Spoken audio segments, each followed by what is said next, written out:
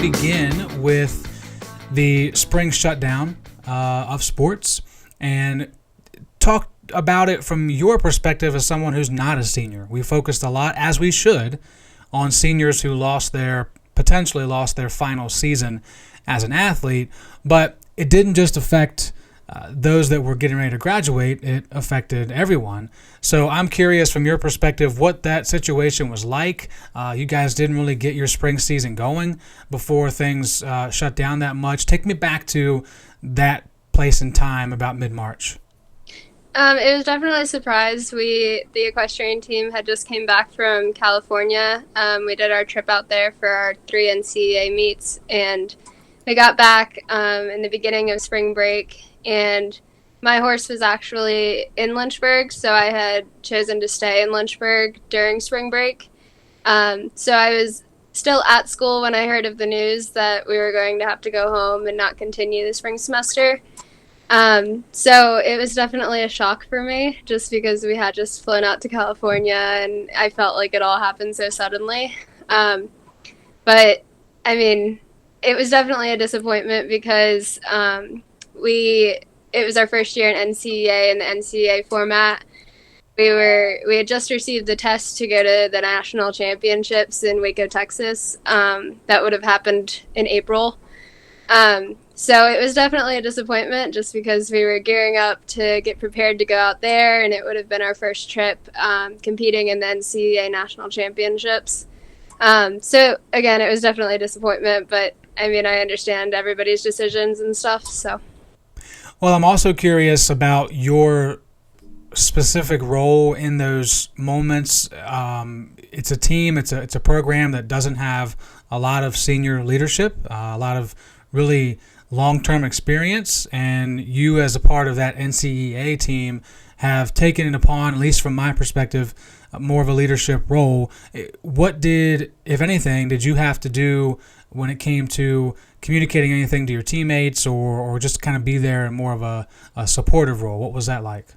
I know I'm one of the captains for the team, so I got together with the other captains and we kind of just talked about being supportive for the rest of the team and reaching out to anybody else who we know. One of our girls she lives in California, so we figured there would be some traveling issues there, and so we just reached out to a few of our teammates and we're there to offer support through anything. I mean, a lot of us were like family there. So, I mean, we had tons of phone calls and stuff about it. I mean, kind of complaining about the situation, but then also seeing, the bright side to it. Like, it's healthy. It'll keep people safe, like going home. So, that I think it helped us bond in the end, just because we've gotten through this time together. So, well, that's good to hear. That's not always the case in times like this, so that's very positive to hear that. I want to use that conversation to kind of translate or segue into a more recent conversation that you had with basically the world called In Their Own Words, which is a new thing through the Sports Information Department. Those of you that missed it, you can still check it out, lynchburgsports.com. It's called Their Own Words, and Taylor's feature is called The Next Chapter, and this is really interesting because the write-up, the feature, is done by the student athletes. We've had Aaron Farina make one, Nick Norman wrote one as well.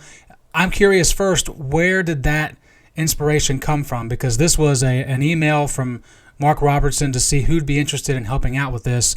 Why were you so eager to be involved? So with the NCEA program being new to our school, I wanted to just do whatever I could to help promote it out there and show like, hey, we've got this team. It's awesome. Not many D3 schools have NCEA programs. We're only the third D3 school to have this format. So I thought it would be a cool moment to like kind of shine light on Lynchburg, like, hey, we've got this program and this is why other schools should have it and this is why you should come to Lynchburg and join the team. So I thought that would be cool. But I thought it would also kind of help us through this hard time that the equestrian team has been having, just hearing the uncertainty of our program. So I don't know. I just thought it may help. when it comes to speaking on that particular situation, to put it lightly, what gave you the confidence to still write about that? Because obviously there are some potential things there for personal conflict or program to program conflict with how everything went down. Why were you feeling like it was necessary to touch on that particular moment, knowing that there could be some people who take it in a wrong way?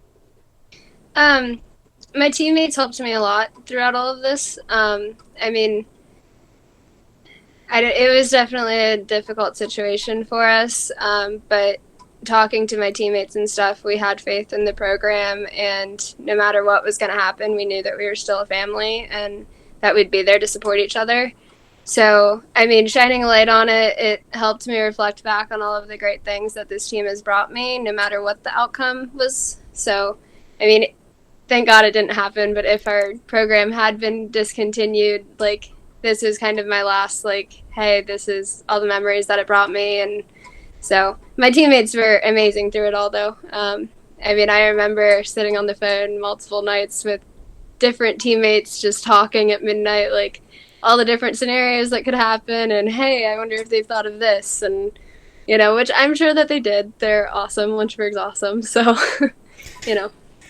So that leads me to, away from equestrian and the athlete side, let's talk about the student and the Taylor Herzog person side. What has it been like for you? I believe there was a situation you were telling me about, like moving potentially was going on around all this time. I mean, how did all that shake out with the current situation? So, I hate to say that this situation's been a blessing for me because it's a terrible situation in the world, but it's kind of given us the benefit of the doubt here. My mom got a promotion, and she is now working in Charlottesville, and we're in Williamsburg, Virginia. So that's an hour and a half commute for her without traffic. And so in the process of moving here, she was just commuting back and forth every day, which sucked for her. But with this whole coronavirus situation, she's had the ability to work from home.